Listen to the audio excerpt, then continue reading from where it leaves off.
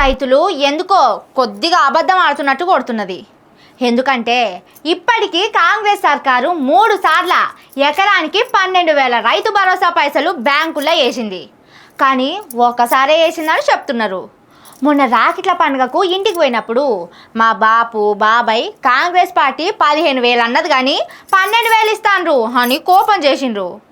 కానీ సీఎం రేవంత్ రెడ్డి స్వతంత్ర దినోత్సవం నాడే ఎసొంటి అబద్ధం ఆడకుండా పచ్చి నిజాలు మాట్లాడిండు.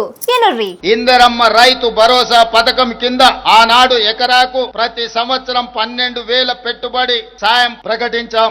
అవు సారు 12,000 అన్నారు. అంతకు ₹1 కాదు 10 పైసలు కూడా ఎక్కువ అనలే. కేసీఆర్ ఇచ్చే రైతు బంధు ఉత్త 10,000. కానీ కాంగ్రెస్ సర్కార్ వస్తే 15,000 ఇస్తామని మీరెన్నడూ చెప్పనే లేదు. వరంగల్ సభల రైతు డిక్లరేషన్లా 15,000 ఇస్తామని రాయనే లేదు. అవు సారు మీరు 12,000 అన్నారు, ఇప్పుడు 12,000 ఇస్తారు. మీరు అబద్ధం ఆడేటోళ్ళేనా సారు? తెలంగాణ రైతులకేదో తెలవక కాంగ్రెస్ పార్టీని తిడుతున్నారు.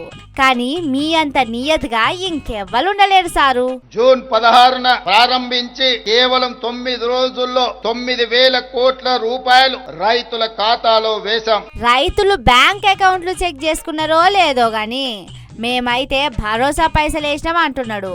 అయితే జూన్ 16న ప్రారంభించినాం అంటున్నాడు. మరి అది ఏ జూన్ కావచ్చు?